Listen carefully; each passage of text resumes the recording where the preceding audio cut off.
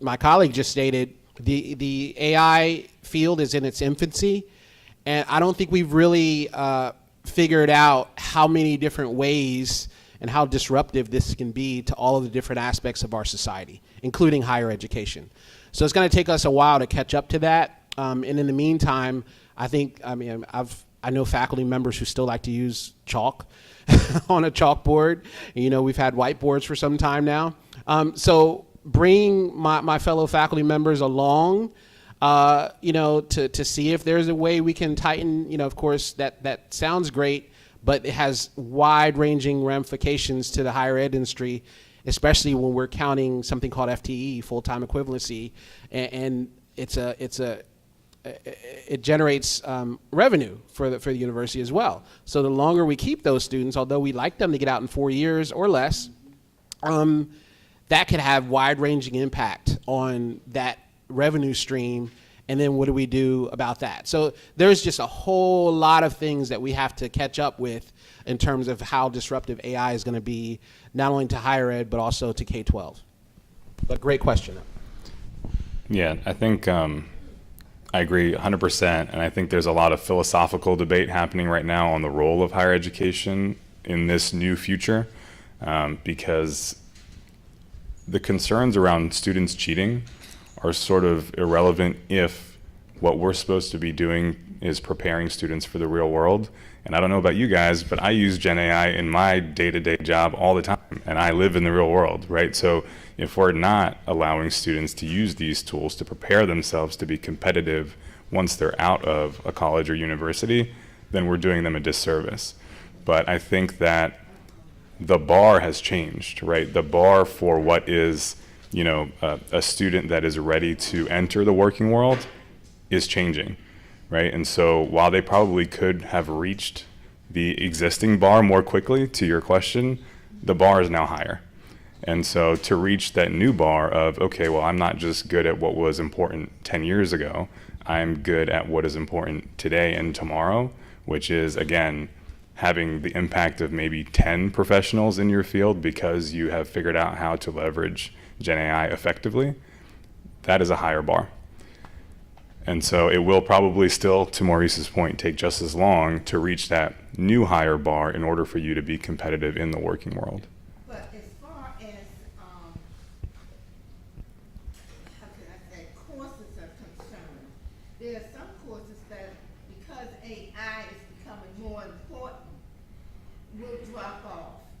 They will no longer be a necessity, which would mean the schools definitely will have to change to meet that, and may change how majors are configured, and you're right, how students actually will study in the in the future. What study or their course of study would be. Right, you're right. There are certain fields that will change, and the way that you train for them will absolutely have to change, and so the universities and colleges have to adapt to those changes.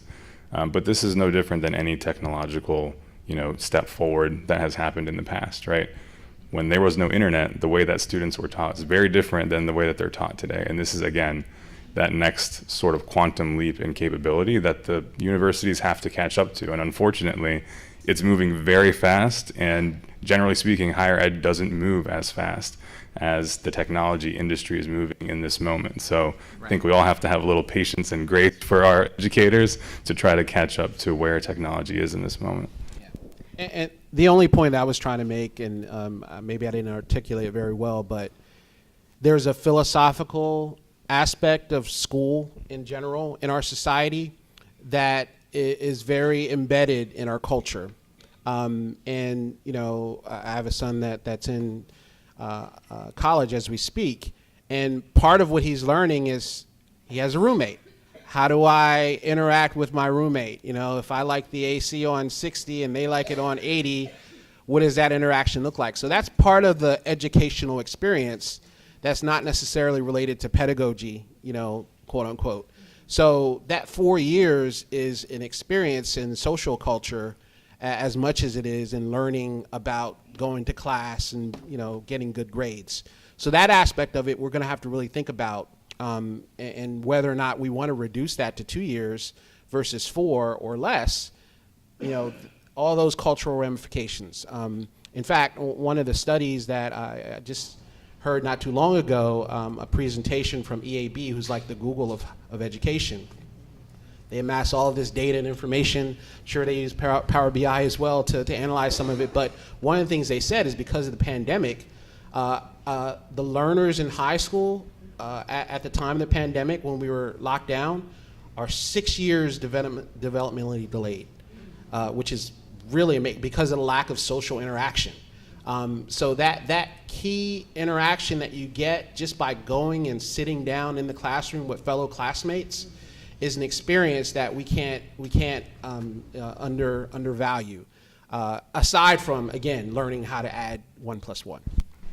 Can I actually add something to that? Because, well, first, if he likes it at 60, he would love it in this place because it's freezing in here. But I agree with you 100%. And as somebody who hires people into a technology business, I can tell you firsthand that a lot of the folks that we hire, actually including one who's sitting right over there, Devin, you can wave your hand. Devin works with us, did not come from a background where they went to school for technology.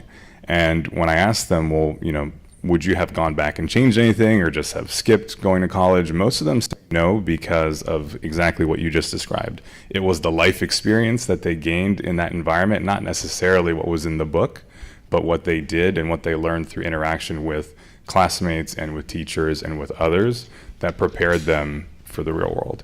So I don't think you can necessarily accelerate that. No matter how much AI we throw at a kid, there's certain things that they just need to learn over time, I think. Before we move on from her question, I wanted to touch on a little bit of the point she raised about the cost of education. Do you think that it will decrease? I wanted to see if you guys had any comments on the cost of AI, developing AI tools and integrating them, because I know that they are costly and I don't see it really driving down the cost of education. So maybe if you guys want to touch on that point. Another good question. So that goes back to the societal norms that I talked about earlier. Things cost a certain amount. I don't think they're going to be easily changed because they're kind of embedded into the fabric of the way we operate. Now, I think there's an opportunity. In fact, there's a groundswell. It's not as large as the internet may have you think, of people questioning the value of higher education. Workforce development is becoming a thing now because of that.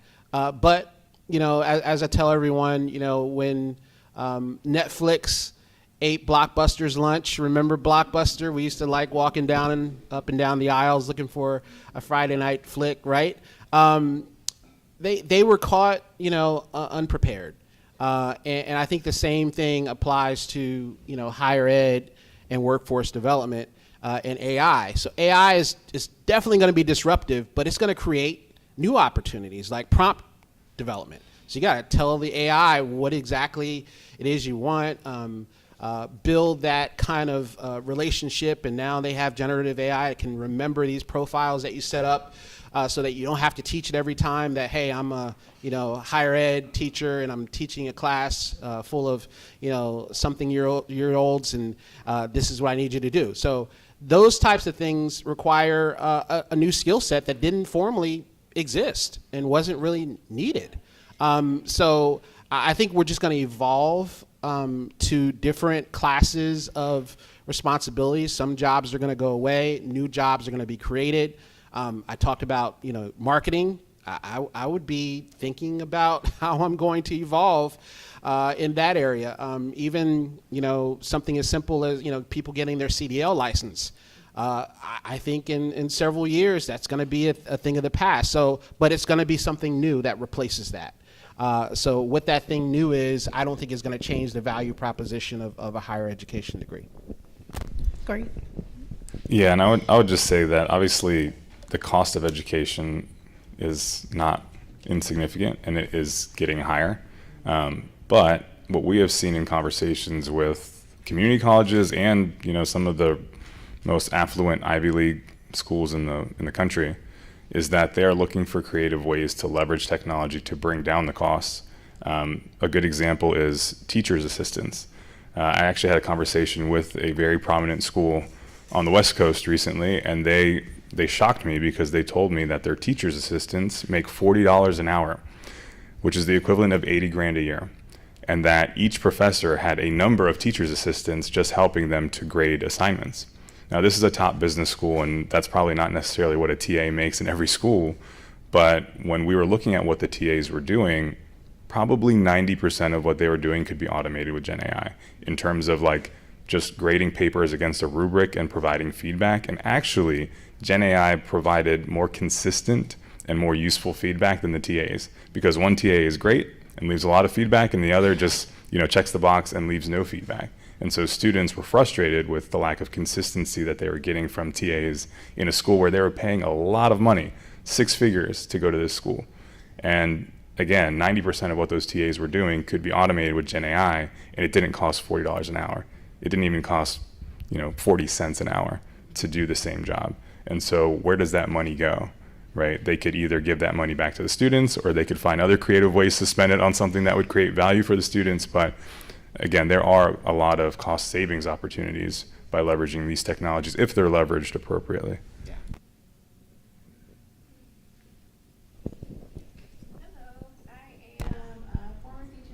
Current foster parent. Thank you for that example. Are there any safety controls? And if there aren't, who's responsible for them? Do we have to contact legislators or the companies that create them? Because if I have an 8-year-old who can talk into the phone and ask it anything, that could be problematic. That's a good point. AI definitely disruptive. I used to use the example, we were talking about the inception of the internet and how it's commonplace today, but I used to liken that to the public library. I mean, there's some seedy sections of the public library if you know where to go, right? And how do you, if you have a group of students who are on a field trip going to the public library, I don't know if they do that anymore, keep them out of those certain sections. This is the same classic dilemma, and the guardrails right now are just not there because this, I don't know if you agree, is going to grow exponentially. AI will make itself grow exponentially. So I think we're on this growth spurt that we're not going to be able to get ahead of anytime soon, and it's going to make that problem more complex and harder to resolve. So I don't know what to say other than be mindful that this stuff is out there. Yes, going through your state legislation, our legislators can help, but even they're caught kind of behind the 8 ball on this one because it's just moving so fast. But just know that it is a dangerous, uncharted territory out there that does not have all the guardrails that are required, and it's so easily accessible. That's the biggest issue. They're making the bar a lot lower, the barrier a lot lower to entry, which is also going to cause some unique issues as well. So unfortunately, I don't have the answer for you on that other than be mindful and aware. I think being aware is the key, that there are dangers out there just as much as there are benefits. To circle back on specifically the demonstration that I did, so I'm looking in the settings here in ChatGPT, and no, there currently is not. You have the ability to personalize ChatGPT, so like as a parent, you could try to implement parental controls, but I'm sure that the children are much smarter than we are and know how to undo those things, because you can't lock it in place, not in this particular app. At this moment in time, that's possibly something that is in the works. I would share comment with OpenAI, like if your child is going to be using a tool like this, maybe start sharing, the comments with those companies and with your legislatures, because right now this one doesn't have any. That's a great point. No, that's not a safety feature. It responds to whoever's talking. Yeah, and I would just add, just as a, point of thought, you could say the same thing about the internet, right? And I hate to keep making that metaphor because I feel like it is oversimplified, but when the internet was first a thing, and even today, there's a lot of bad stuff on the internet, right? There's some good stuff, there's some bad stuff. It's just like any other tool. Like a hammer can be used to hammer a nail, or you could use it to kill somebody, right? So as a parent or an educator or a leader, in a position of authority, we can't abdicate our responsibility to make sure that students and children are not using these tools in the way that they should not be used, or they simply shouldn't have access to them in an unsupervised way, right? And so I think, the tools are going to evolve. Actually, my friend from Microsoft here, Matt in the corner, is actually working very closely with state and local governments and educators to figure out how to implement Microsoft's Gen AI tools in a secure and compliant way. And there are a lot of things that, even just in the time that these tools have been available, have evolved, right? So like in the beginning, there was a lot of news about, you can go in and ask it how to build a bomb and how to do all sorts of crazy stuff, and it would respond, and now it does not, right? Like you have to try really hard to get it to say something crazy now if you're using Copilot, right? But some of these other tools that are out there, whether it's open source tools, may not have the same level of sort of monitoring and control. And the freakishly scary, hey Matt, the freakishly scary thing about AI is that you can ask it the question that you just asked us and get a reasonably decent response.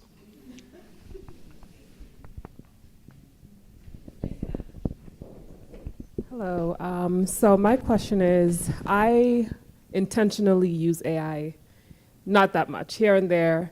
And hearing all of this makes me wonder, with so many tools and so many options, how do we keep up with the changes of AI? If you want to learn how to use it better for your work, or if you're a student, is there how do you really start to get into it and keep up with all the changes so you're not left behind? Because it is overwhelming. There's so many tools and so many things, and you hear it's around you. Sometimes, honestly, I tune it out because I'm like, there's so much. And I'm not that much of a tech person, but over the years, I really want to learn how to use tools to help me out at home or at work. So where do you start, and how do you keep up? Are there any platforms that can help with that, or what do you think? That's a great question. Thank you for that. I have some thoughts, but I'll defer to you guys first. No, ladies first. So my favorite place to visit is YouTube. There's a YouTuber, his name is Matt Wolf, and he does like a weekly rundown. Every Friday, he releases like a 20 to 30 minute video talking about the AI news for the week. And he'll, kind of, it's like drinking from a fire hose because he's talking about so many different tools. But that's a good source of information if you just kind of want to keep a weekly pulse on what's happening, how things are changing, because they do change very rapidly. But I would say Udemy, Coursera, and LinkedIn Learning are great places to go to kind of get, and I think it was mentioned in one of the earlier conversations, like foundations of AI, foundations of artificial intelligence is probably a good search term to go into either of those platforms and look at your highly rated courses that have a bunch of reviews to get started there. You took I was going to say LinkedIn Learning. LinkedIn Learning is great. If anyone hasn't been on it, it's free. There's a ton of content specifically geared towards Gen AI and prompt engineering and all the different tools that are available. And again, it's free, totally free. There's also Microsoft Learn, which is if you want to learn about Microsoft specific AI tools, that's also completely free. Ton of great content. Literally every day they're putting up a new course. Now, it still takes time, and so you have to find the time to do these things, but there's a lot of really good, really robust free learning resources online. Or you can go to Buoy. There you go. Thank you. Good plug. Thank you for that. So I'm going to take a different approach. I liken it to anyone have a best friend who's kind of a know-it-all? That's AI right now. Of course, they don't know everything. Some things they get wrong, so just keep that in mind. I would start with, any problem that you have in your lives today, could be anything. A friend of mine was trying to write an airline to get their refund for a ticket because they missed the flight, and of course the policy wouldn't allow them to do that. But they had a pathway to complain and possibly get a refund. I was like, perfect use case for ChatGPT or any generative AI service. Tell it who you are, explain your situation, and tell it to write a nice, convincing letter for why you deserve a refund. And it wrote the most beautiful letter, articulate, convincing, I would have given them I started to give them money out of my wallet. That's how good the letter was. So think about just regular, everyday, mundane things in your lives that are problems to you, and ask these generative AI bots how they can solve them. That's an easy place to start. And then as you go through your daily lives, think about problems that you have in ways that this assistive technology can help you. They did not, unfortunately. I don't think that had anything to do with the letter. I don't think so either. It was a beautiful letter, trust me. That is a great point, though. I think, a lot of the folks that we talk to, like, they've actually never used the tools, and they're, like, scared of them, and they're concerned about them. And I'm like, have you used the tools? And they're like, no. I'm like, use the tools. They're free. Many of them are free. There's no harm in trying them. And that there's really no better way to learn, to Maurice's point. Like, just use the tools. Even if it's like, you're trying to plan a trip to a place you've never been. It's a great travel assistant. Like, you don't need a travel planner anymore. Just ask it to plan your trip. Tell it what you like. Tell it the budget that you have, how many days you're going to be there. It'll tell you which hotel to stay in, which restaurants to visit, which sites to visit, what order to visit those sites. Like, it's amazing. It's amazing. In one of the earlier sessions, I think it was the session after the first break, one of our guests here in the room, she asked the question, she said AI can do the work for the kids. This woman here in the black and white, she said AI can do the work for the kids. How do we account for that in terms of bringing AI into like school systems, into higher education platforms? Do you have any thoughts about how educators and instructors can, I guess, maybe coach students on how to use AI tools and not just have them write the paper? Yeah, I think from our experience, we've seen that the professors and teachers that are embracing these tools and integrating them into the curriculum are the ones that are really helping their students the most, versus saying you can't use this, right, and just using last year's curriculum to try to teach them, because it's not going to work. Ultimately, they're going to do what they're going to do. Anyone who's ever met a kid, right, life finds a way, right? So if you can integrate the tools in a way that is meaningful, meaning some professors are actually saying, go to ChatGPT and enter this prompt and use that to create a business plan, but I want you to take it a step further and integrate certain things that Gen AI can't do, right? And I want you to bring that back, and we're going to workshop this in person, right, in a lab environment where, the Gen AI can't do a lab, right? It can't do an in-person workshop. And so I think professors who are being creative and thinking about, well, in the real world, if I was a professional in this field, how would I use Gen AI as a starting point, right? It's not going to do 100% of the work. It's good, but it's not that good, right? So it'll get you sometimes 60 or 80% of the way there, but then you still need to apply human logic and environmental variables and other variables that the Gen AI is not aware of to achieve an outcome. And so it does create a lot more work for educators, though. That clearly that's going to be an issue. Yeah, I agree 100%. It's definitely two parts: it's a leadership issue and it's an infrastructure issue. You need the right leaders to kind of change the culture in that university or K-12 institution. You also need the right infrastructure, people that are leaders in this space that have training and policy development and standards and practices developed for everyone to kind of follow. A quick straw poll: how many of you are okay with students using their cell phone in the classroom? How many of you think cell phones are too much of a distraction and should not be used? So that's the faculty at most places right now. They have that same dilemma as it relates to AI. Some of them are like, keep it away from my classroom, it's a distraction, students are just going to cheat. Some of them are embracing it. So the only way to change everyone's mind in here is if we have a strong infrastructure and leadership and guide to kind of lead us in the direction that we want everyone to kind of go. Because it can be helpful if managed, if used correctly. Yeah. She's going to come back to you in just a moment. Yes, ma'am. So my question was just, you mentioned ChatGPT.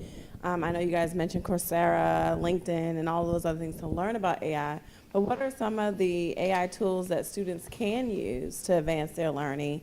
Or what are some of the platforms that they can use? as educators to help students learn with or without AI? I'm probably the wrong person to ask, but I actually don't have kids. But what we've seen are tools like, so Khan Academy has Khanmigo. That's a great tool. It is Gen AI based and does provide dynamic learning paths. In terms of like tools outside of that, I think a lot of the existing learning management systems are looking now to integrate Gen AI. So I think there was a Gartner study that said by 2026, 80% of LMS systems will be leveraging Gen AI within their existing capability. So I think that whatever the LMS provider is for your organization, most likely you should start having conversations with those folks, because if they're not thinking about how they're going to integrate the technology into their existing platform, then you may need to look at a new platform. Yeah, I don't think there's a cap. I mean, there's just so many different possibilities from using, and they have image generation now. So if you're doing a book report or whatever it's called these days, generating images and content for your paper, to something like Grammarly, which is great and free for most people. It has generative AI ability as well, and it uses that to help, with your grammar and your writing. So I think there's broad-ranging implications, and I don't see a limit. I see it helpful in everything a student is doing right now in the classroom. So the reason I asked the question that I asked in the other room was because if I was in a big company and I was the CEO of that company and I wanted to hire a person, I wouldn't want to hire a computer. I would want to hire a person who knows, to know the work, know the job. They don't have to, every time you look, they got to go to AI. We have a big meeting, a question get asked of one of my clients. They can't answer it because they've been using AI, so they don't know the answer. That would be my concern. And that's a very valid concern, like as a CEO. I will say, I think, so the AI cannot replace the human. Like the human needs to verify that the information that they received is valid. So the employee would need to have foundational knowledge of the organization and their tasks and responsibilities and what they are supposed to be doing. So they would be the judge of, okay, this, gave me this policy. This is in the right order. This sounds crazy, it's hallucinating here, it needs to be, scratched out, try again. And that's part of it. Like when you look at an output from an AI, you ask it to tweak, okay, I see you said this here, this doesn't look right. Please tweak that for me. This is the correct, this is the correct answer. Please integrate this answer into what you've already done. So that's kind of like that prompt engineering, but that is a very real concern.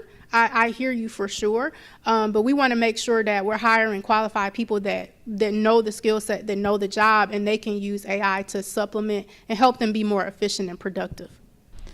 Yeah, I would say that I agree 100%. Having a human in the loop is very important. I think that's where like the co-pilot term came from. It's not the pilot, you're the pilot, it's the co-pilot, which means you should not trust it to do something that you could not reasonably do yourself if given enough time. Right, and so I would never have Gen AI write a legal brief for me because I'm not a lawyer, and that actually worked out really poorly for a real lawyer recently, where they had it write a brief or something, and it referenced some cases that didn't even exist, literally cases that it hallucinated, and the judge was like, "What the hell is this?" And then he was just like, "Well, I didn't actually read the whole thing," so that was just people being lazy, right? Yeah. But also, I think there are situations where people are using these tools to do things that they don't comprehend themselves, and that's a terrible idea. Like my rule of thumb with our staff is, if it's doing something that you could not reasonably do yourself, do not turn that work in, because that is crazy. I've been in the technology field for quite a few years, and I've seen, first time I got into computing, I loved it because it made my life a lot easier, was logical, and I saw technology go advance tremendously with the advent of the internet and the personal computers. I mean, it basically exploded. That said, the technology is here to help make our lives easier. We still got to do the basics, learning, has a couple of basic rules. The first one is pay attention, right? So you can't be with your phone and listening. Either one of them is going to lose. So pay attention is one of them. The other one is practice. You got to practice, practice, practice until you get it right. So I don't think, maybe it's a possibility to expedite graduation, but I'm not sure we can get a doctor in a couple of months. Right? It's got to take some years. It's got to take some practice. They got to know. They can still consult or check the information on the web for whatever reason, but they still got to know how to be a doctor. And that's true for everybody, right? But definitely, AI right here is something new that can be applied in so many different fields. And as parents have the power to, make sure that their kids learn in a good way. Obviously, we gotta make sure that all the technology is in place because we have so much hacking today. A lot of information can be put out there for the kids, put a lot of information that they shouldn't. So as parents, we have the obligation to control how they interact with these tools. But definitely it's here to help. Thank you. Just one note on the medical example. So I agree. If I was having surgery, I would not want, AI doctor who graduated in 2 years cutting me open for sure. But there's a flip side to that, which is for things like medical imaging, for example. If anyone here has gotten an X-ray or an MRI, the rate of inaccurate readings of medical images with actual trained doctors is 60% inaccurate, which means it's only 40% accurate, at scale. If you look at every image that is read by a doctor globally, right? When like millions of images are fed to an image generation model, and then new images are compared to those existing images, and you already know the outcome from all of those existing images because they are old images and we already know what happened to those patients, it's actually 80% accurate. So it's twice as accurate as a human doctor who has been through 8 years or more of training and who has seen probably hundreds or thousands of images. The thing is, a human cannot recall 1 million images. I don't care how smart you are, how great your memory is, a human cannot recall millions of images, and the human wouldn't know the outcome of all those patients, right? And so there are ways that these tools will help doctors to be better doctors in ways that they just realistically could never compete with. And so I think that that's really where a lot of the emphasis on the medical side is going, is how do we leverage these tools to allow the doctors to do what only a doctor can do and let the bots do things that the doctor cannot do. That's a great point, and you lead me into a question that I want to ask you guys about ethics, because what you were just saying kind of touches on ethics for me, because I feel like I work in the healthcare industry, and I know that the radiologists are using, AI assistants to read, scans. The pathologists are using AI assistants to look at, slides to help determine, diagnoses. What ethics need to be considered around that? What types of disclosures do you think need to be made, or do they need to be made about, AI assistance with professional working people? Thoughts? Great question. I also have privacy, security, confidentiality concerns as well. But to your point, I don't think it's any different of an ethical standard than we already have, especially in education for academic integrity. The same rules apply. It's just that getting this information is a lot easier, and a lot more widespread. So it's pervasive now, more pervasive than it ever was before. And these hallucinations that you talked about, in fact, I don't know if everyone knows what AI hallucination is, but basically it essentially is getting the information that's provided is incorrect. based on whatever algorithm it's using to generate that information. So from an educational standpoint, we're rushing to put policies in place so that we can put these guardrails in place for our students and faculty and some of our administrators as well who are using AI, because we can't stop them. We're not blocking, because we'd have students protesting and faculty protesting because of academic freedom, which is another side of things that we need to take into consideration. But at the same time, again, we're behind the curve on that. I think really the ethical and moral impact is more critical outside of higher education, in situations where you have a medical professional who may be leaning on AI for your care and guidance. I mean, who do you sue, right? Do you sue the AI provider? Do you sue the medical, or do you sue everyone? We're in a very litigious society where you can sue pretty much anyone, but how much of that do you let people know? I consulted, they had different sources of consultation prior to AI. This just, again, is more easily accessible and more pervasive. So I still think, at the end of the day, the same rules apply, though. Thank you. Yeah, I would just add that I think disclosures are important, and I think transparency is important, but I think that because this is such a new thing, there is fear of the unknown with a lot of folks. And so if it is disclosed that AI is in the loop in a service that you're receiving, that it needs to be backed with data as well. Say, here's why we're doing this. We're doing this because it's going to create a better patient outcome, and it's actually more accurate at reading these images than I would be alone, right? Again, it's that pilot co-pilot scenario. When you are in an airplane, I think everybody knows that airplanes pretty much fly themselves these days. There's a thing called autopilot. Pilots don't generally fly the plane 95% of the time. And there's a reason. It's actually better at flying a plane than a pilot. So I think that as long as you understand that as the consumer of the service, that the machines are in the loop for a good reason, for your safety, for your benefit, then it's okay. But again, those disclosures should be made with facts and data to support why these services are being augmented with generative AI.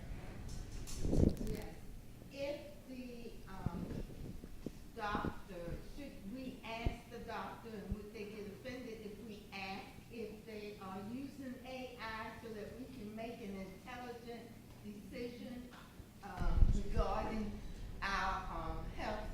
They shouldn't be. If they are, then that's probably the wrong doctor. Right. But they shouldn't be. But again, they should say, yes, I am using it, and here's why. Right, and here's the data that supports how this is going to create a better patient outcome for you. Right. Because not all doctors will disclose what they're doing because they don't think you understand. So actually, just a point on that. There was a study done recently about breaking negative news to a family about a cancer outcome, right? And they actually tested in a blind study, and everybody that was part of this study voluntarily was part of this study. But they tested the difference between receiving that information from a doctor versus receiving that information from a tuned generative AI model that was specifically tuned to be very empathetic and very comprehensive in the message that it was sending to the family that was receiving this bad news. And by far, the families that received the messaging from the very empathetic bot actually had a better relationship with this so-called doctor than with the real doctor, because of, again, the consistency of that versus doctors are really busy, right? Sometimes they don't have enough time or patience or sleep to be the most empathetic people on the planet. Whereas with a model, you can tune it to be that every single time. And so again, I'm not saying that doctors should not be in the loop in these scenarios, but there are scenarios where the Gen AI can do the job better. Well, that's because they're not pressured by health industries to see everybody every 15 minutes. So that's the reason. So we have about 10 minutes standing between us and lunch. So I want to ask a question, and then I think we have time for a couple of more questions from our audience. As we think about integrating AI tools, technology initiatives into higher ed, how do we think about promoting equity, accessibility, inclusivity, especially for underrepresented like student populations? I'll give that one. So I think that's a great question, and there's also a lot of philosophical debate about that question. That's actually a bunch of questions within a question. But I think that there are both positive things that can come out of this wave and negative things that can come out of this wave, just like anything else. One, we need to understand that the way that these models are trained is with human data, right? So generally, the way that these things are trained is they crawl the entire internet, they consume everything that's ever been written on the internet, and essentially creates a neural network of all that information. The problem with that is that, I don't know if you guys have been on the internet, but there's a lot of junk on the internet. There's a lot of bias on the internet, right? So if you train something on human content, then the same bias that exists in that content will exist in the model, and that will proliferate that bias. So I think it's important that as leaders using these tools, we understand that those inherent biases exist in the training data and therefore will be reflected in the output. Case in point, there was a very public issue with Google's Gemini image generation tool, where it was generating images that were crazy because they were actually trying to counterbalance that bias, but they went too far. And so they said, well, anything that's an image of a human, just throw out the information about race or background and just like pick a color and make them that color, right? That's crazy. That doesn't work. But what they were trying to do was counterbalance the inherent bias in when somebody says, show me an image of a business person, if that business person is a white man in a suit every single time, right, that is a reflection of the training data.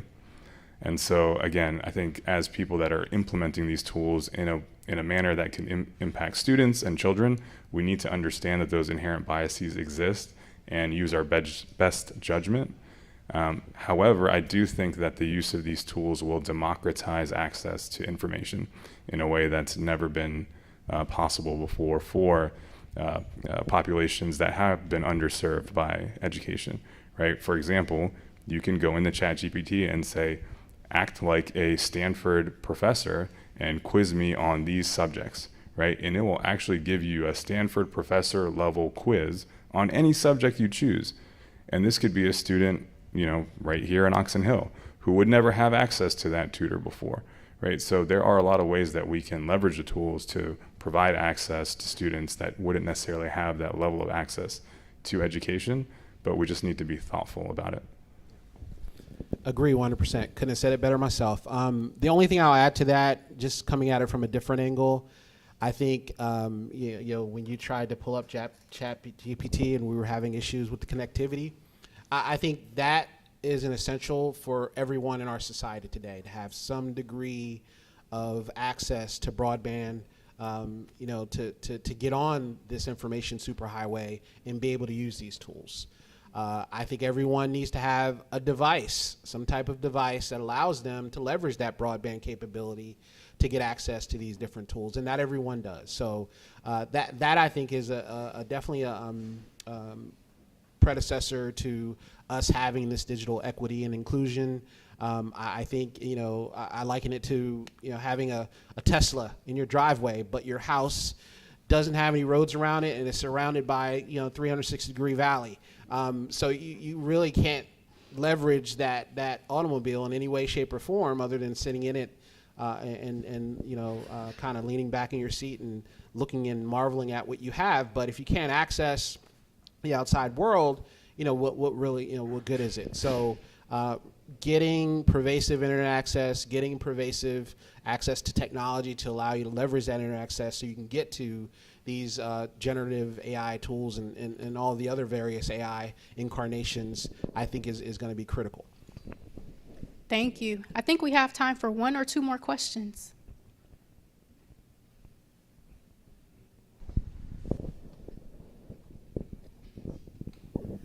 As AI progresses, it seems to be taking over simpler tasks that some humans are doing. Have we thought about the implications on humans that aren't as educated and what they're going to do if they can't afford to educate themselves to advance with AI? That's a great question. I mean, again, I see it just like the internet was the great. I don't know if anyone remembers or is as old as I am. I'm showing my age when the World Wide Web became a thing. It actually normalized. You couldn't tell if a large company like IBM created a website versus a mom and pop shop that was running a business out of their garage created a website. You could literally not tell the difference by looking at their storefronts. I think AI is another great normalizer that can have that same impact. I think a couple of use cases were mentioned where, even if you aren't conversant about a particular topic, you can use generative AI to kind of not only train you but also allow you to speak more intelligently about it. So I think we're at that same precipice of normalization where for better or for worse, people can look smarter, act smarter, in some cases dumber. But it really depends, like the analogy that I was given with the hammer, how you use that tool. So that's kind of my 2 cents on that one. Yeah, I think it is a valid concern, and I think anyone who says that AI is not going to reduce any jobs is probably not being completely forthcoming. Klarna, for example, it's a financial services company. They just laid off 700 customer service agents because they got better customer service outcomes with Gen AI. That's just the reality of the situation, because that is one of those very repetitive jobs that is easy to automate. And so the answer for that question, I don't know if there is a perfect answer other than education, right? So they should be going to Bowie State and Prince George's Community College and any place where they can find accessible education to train themselves to do something that is not so easily replaced by automation. But again, this is not new. This is not a new problem. How many blacksmiths do you know, right? How many shoe cobblers do you know, right? Like when technology evolves, certain trades eventually just disappear. Although we need prompt generators, so. For now. Prompt generators, prompt engineers. For now. This has been a great conversation. Does anybody have like a last burning question that you wanted to ask before we dismiss? If not, thank you so much for your questions. Thank you, Mr. Sharaf. Thank you, Thank you Mr. for having me. Tyler. Thank you so much.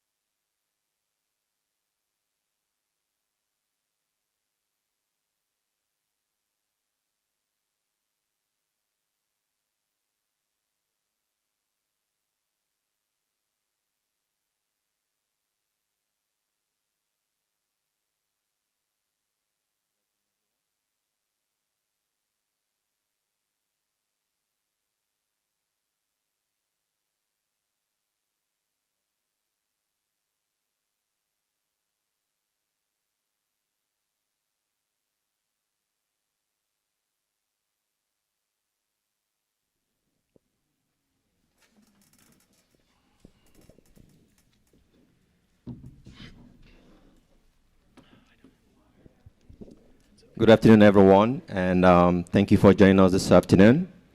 This is the Smart City panel, and our panelists today are Jean Powell and Dion James.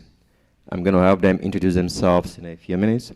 My name is Dr. Leslie Omarui. I work for Mantech International, but I'm here on behalf of the PMI of Southern Maryland.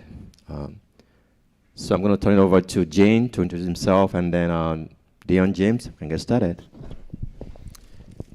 Good afternoon. I just had to check. It's been a long day. I think most of you've unfortunately had the luxury of hearing me speak most of the day. Eugene Powell, Prince George's County Deputy CIO. Hello, everyone. Can you all hear me? Hi, my name is Dion James. I am a professional cloud architect that works for Google Cloud Public Sector. I am a resident of Prince George's County, so thank you all for having me here today to speak with you all. And I have 10 years worth of experience in technology. My background stems in cybersecurity, and as well as network technology, and I am now a AI ambassador for Google Public Sector. Thank you very much for that. So we have some questions that we generated. I think the very first question we have is, how can artificial intelligence contribute to the development of small cities? And what are the key elements and challenges associated with AI implementation in urban environments? So I'm going to go ahead and answer a question with a question. So audience, when you hear smart city, what does that mean to you? Anybody? Renovated city? City that's technologically advanced? Innovation, what was that? Public transportation.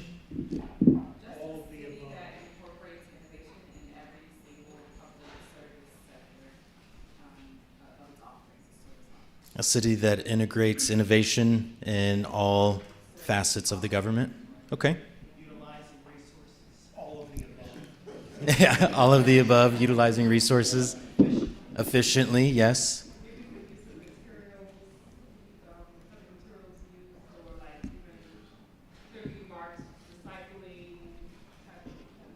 Yeah, materials is clearly marked recycling. Okay. All of those things are correct. And where smart cities comes in with that is how the fabric that brings it together. So he's going to tell me, I already told him, tell me where I'm just making things up. And so, he has to do that. It's a requirement. But smart cities, there's not a solid definition out there yet on what a smart city is. So for Prince George's County, it's whatever we want it to be. It can be the transportation, it can be health department, it can be all of those things, or it can be none of those things. It can be whatever we decide. So I want to start with that because it's important to understand that when we talk smart cities, we're not aspiring to something that exists. We're not aspiring to some goal or objective that others have already done. It's something that we can make, and we define what we want it to be. I agree with that.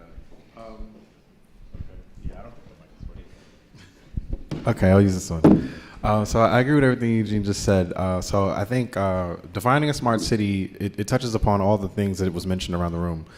So think about it as, data, urbanizing your constituents to take advantage of these technology, right? So smart city, to Eugene's point, can be defined as what the county and the government and the people actually decided to be. And some examples of what we've seen, you could think about things from transportation within your daily commutes. So leveraging traffic controllers or the work that a traffic controller can do, enabling a smart city or AI technology to help influence, your transportation and commuting times. So paying attention to things of that nature from a standpoint of public transportation, right? Even being able to help out with reservations for people that are in need of assistance from disability services, as well as being able to help out with scheduling. So scheduling of transportations, and then think about like transportation and maintenance, right? So being able to detect potholes in the roads during winter, things of that nature. Google is powering a lot of technology to help with these type of advancements and working with different cities. I know mentioned earlier was something around translation services, right? So understanding that counties and cities are built with multiple people that all may not speak the same language, right? So also being able to create chatbots that can interact, that can give you different city services, that also understand different languages just from natural processing, as well as interaction, right? So there's a lot of different ways that smart cities can be defined, but I think the way that you go about it, right? Again, I've heard requests for use cases, I've heard, generative ideas from people, but right now, like again, we're in the beginning stages, and there are some examples that customers are using from a standpoint of, whether it's a county or a school system. All these things work together. So think of a smart city as being able to leverage the data from all these different entities and making a viable solution that can combine it all.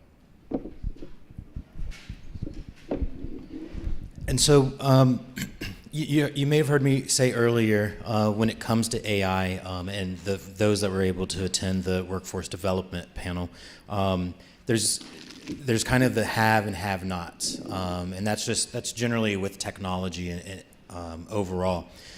So when it comes to AI, I like to look at it from those who can use it.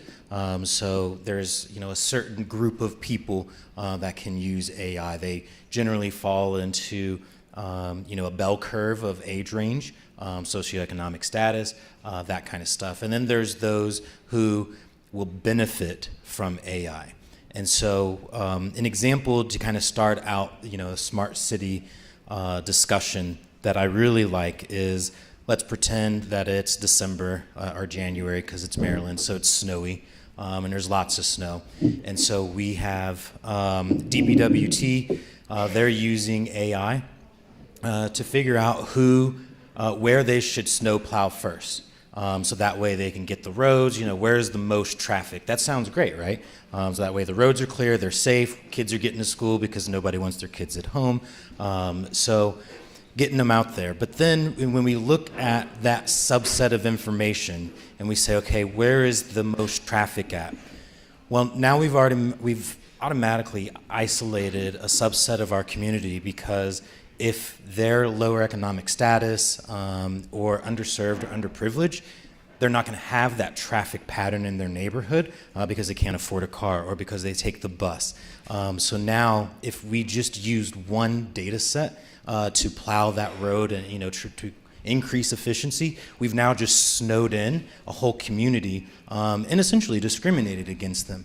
So that's why it's important when we talk about smart cities that we look beyond what we're trying to do, and we have to also identify what we don't want to do, because it's very easy with data sets like this to discriminate or isolate a community or a group of people in that way. So how do you include such marginalized segments of the society? So how do you, we're talking about inclusivity, right? How do you incorporate marginalized segments of society when you're using AI, given the challenges that Jean just alluded to? What tools are there within AI to make sure that such marginalization does not increase with the use of AI? I'll just use this one. We could try to troubleshoot this one in the process, or is it just me? But that one? Oh, okay. The question was around inclusivity and how do we make sure we're not further exacerbating the gap of marginalized people utilizing AI in smart cities. I think one way to address that is understanding that AI is an adaptive technology, right? So it isn't a one use case or one size shoe fits all.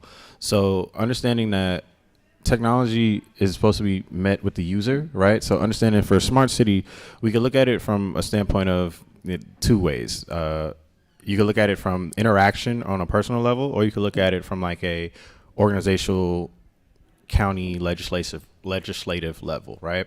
And I think there has to be a coming, almost a realization or almost a restructuring, if you will, where we look at how we make decisions based off of the data that we have, because the data that exists today is based off of the past.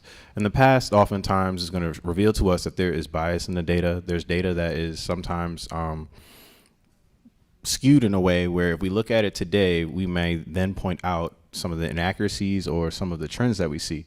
So understanding that we have to have people that are reviewing the data always, right? So the process, human in the loop, and reviewing the feedback from the data, but then also testing, right? I think from the standpoint of that adaptation and how adaptive technology is, you're not going to have everybody that understands and speaks the same way. So you're going to have to test things a lot in order to understand if the solution is viable, and creating success criteria of what we want to leverage for giving these projects the green light, right? So I think today everything is still in ideation phase, but we're understanding the capabilities, and we're also understanding kind of some of the shortcomings that we've seen today in society. So I think leveraging some of the data sets that we can take to modernize everything and then power it through intelligence, I think is a way we can bridge that some of those gaps within the disparities we see amongst inclusion.